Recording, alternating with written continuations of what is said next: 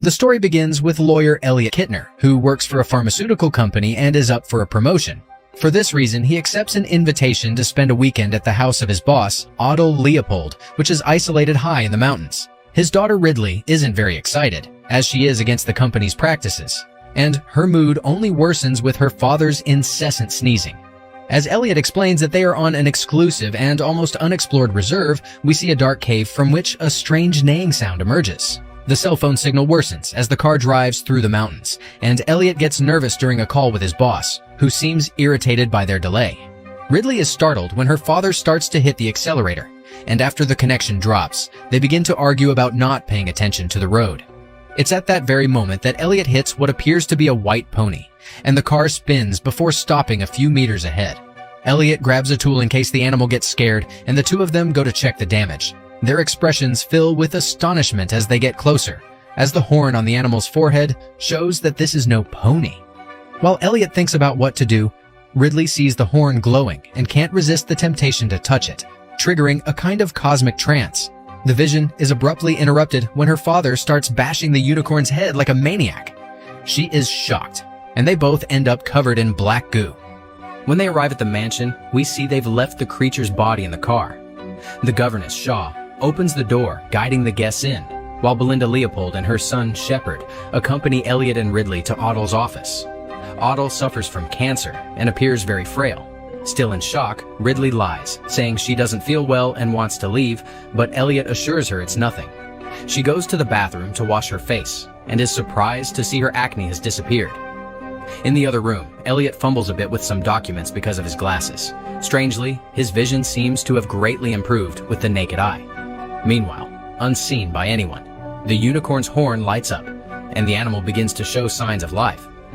Ridley interrupts the meeting to speak with her father privately, and he begs her to cooperate, vowing to bury the unicorn during the night when everyone is asleep.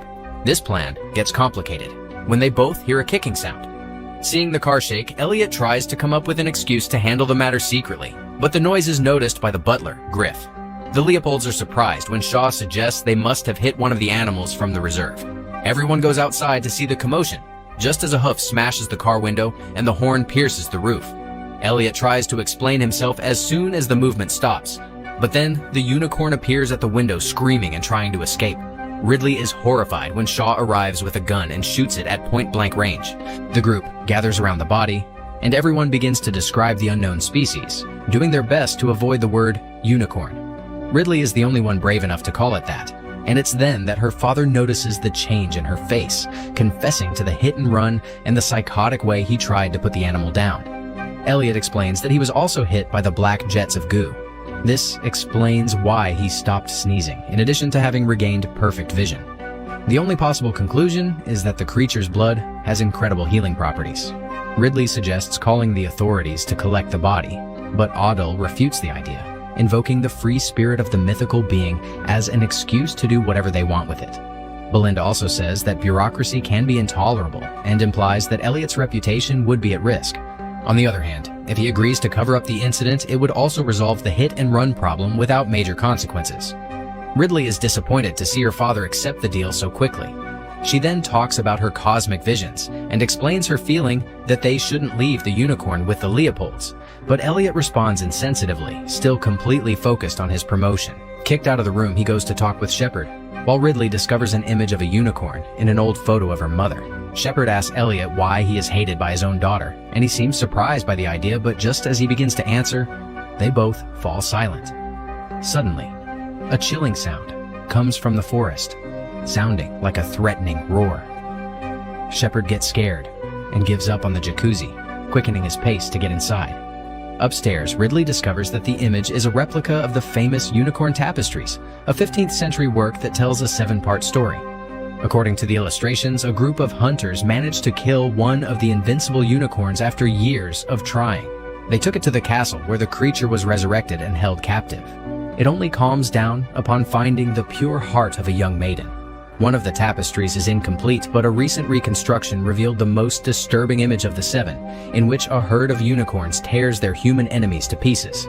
That night, Ridley has a strange nightmare about the cave in the mountains and sees everything through the eyes of a unicorn. She is woken up by a visit from two scientists in hazmat suits who drag her to a laboratory along with her father. They are Dr. Song and Dr. Bhatia, both extremely excited by the opportunity to study the creature. Bhatia proudly presents the chemical compound obtained from the horn, and the Leopolds authorize the extraction to continue. The substance they developed from the ground-up horn is then injected into Adel's 4, and everyone anxiously awaits the results, while Ridley walks out in protest. Bhatia informs them that the electromagnetic radiation from the horn seems to have increased without explanation. Walking through the forest, Ridley finds a tree marked with horn scrapes high up on the trunk. She gets scared when the roars begin and runs back to the mansion, where she continues her research on unicorns. Shepard encourages her and even asks Griff to bring a printer to help her. When her father appears in the hallway, he is strong and rejuvenated. Adel has gotten out of bed without needing a wheelchair, and tests now confirm that his cancer is in spontaneous remission. Adel is ecstatic, not only for his health, but for the business opportunities that discovering the cure for cancer represents. The bad news is that Song claims it's impossible to replicate the substance in the lab, as the unicorn's genetic composition is incompatible with the laws of nature, meaning all they have is the horn. Belinda encourages her husband to think positively, as they can set any price they want for such a rare remedy with such enormous demand. After many phone calls, the Leopolds meet with Elliot, who at this point is somewhat disoriented by all the money flowing into the company. Ridley immediately ruins the family's toast with the results of her parallel research and spreads the unicorn tapestry on the floor, explaining that this story has been repeated several times. The legend of the unicorn has changed over time, as they were initially seen as monsters. Their miraculous blood was already known in the Middle Ages, but all who dared to hunt the animal for some kind of cure ended up dying in an even worse way. The Leopolds practically mock these theories, and Elliot is embarrassed by his daughter's naive idealism. Shaw and Griff make preparations to transport the unicorn's body to the company headquarters, while Ridley goes to the car, wanting to be alone. It's then that all the lights suddenly go out, and Bhatia shows her colleague that the radiation is at its highest point. Still in the car, Ridley hears that monstrous roar again and sees her cell phone screen flicker, as if suffering from some kind of interference. The Leopolds tell Elliot to find out what happened, and he goes to talk to the scientist just as Dr. Song seems to feel something on his back, receiving a shower of railings right in the face. Bhatia takes a moment to comprehend what just happened when she sees a gigantic horn piercing her colleague from right behind Elliot. Elliot sees his daughter outside and yells for her to get in the car and lock the doors. She obeys but keeps trying to see with her phone's flashlight, which attracts the beast that comes trotting towards her and charges the car. Elliot runs and opens a back door, helping Ridley escape from the massive fangs roaring at the window. The unicorn is then surrounded by security guards in a scene very similar to one of the tapestries, and all their efforts cannot contain the animal. Hiding under the car, Elliot and Ridley watch up close as one of its hooves crushes a guard's skull. Ridley decides to take advantage of a gap to run to the mansion, and the unicorn pursues her, but she manages to close the door in time. However, when it approaches and looks at her through the slats, it becomes clear that it didn't destroy the fragile little door because it didn't want to. Elliot is dumbfounded to see the creature pass its horn through the gap, all lit up in a clear invitation to the girl, who reaches out her hand. She touches it, but Shaw fires at that moment, scaring the unicorn away. Touching a puddle of black liquid, she realizes she at least managed to hide it. After everyone returns safely to the mansion, the Leopolds question the girl's predictions, doubting she could be so right about the true nature of unicorns after just a few hours on Google. She tells them about her visions and explains that she has developed a kind of connection with the foal.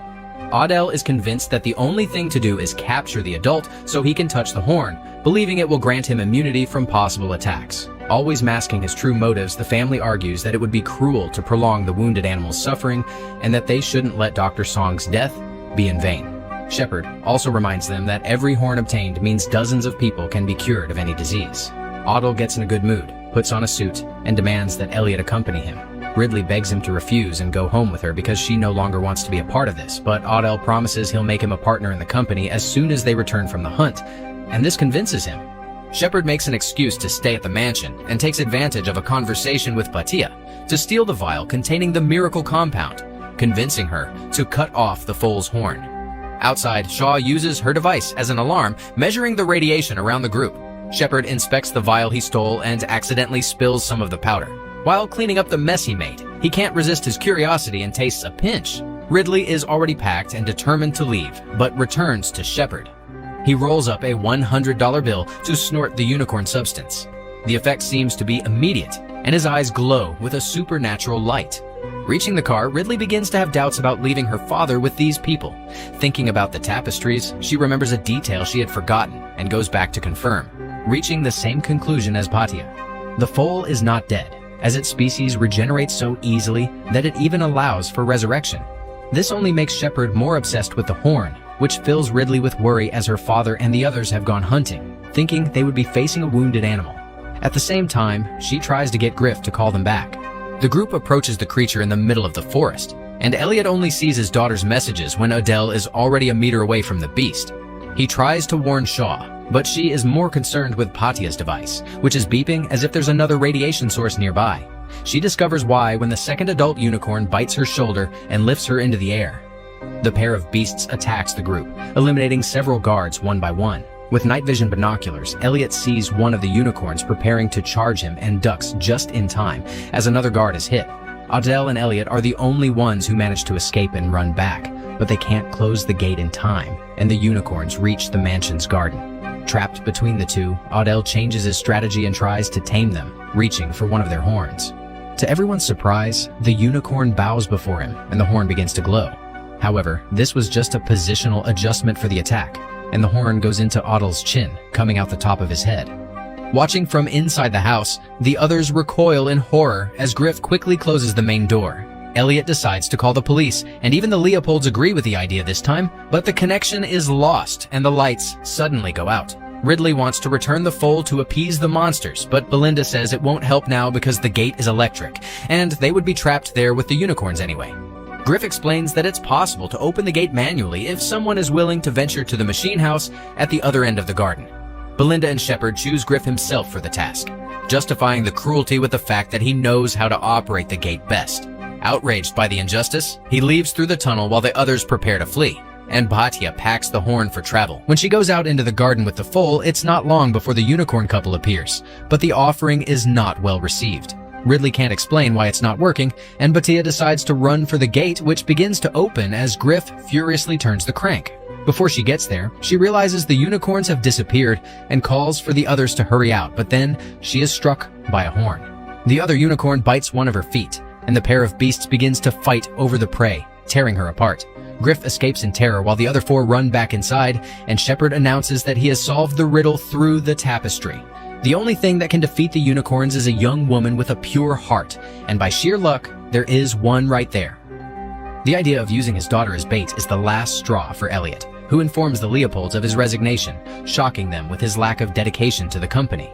Without any ceremony, Shepard inhales some of the horn in front of his mother, entering a trance again. Elliot and Ridley are planning their escape when Belinda recovers and stops them from leaving.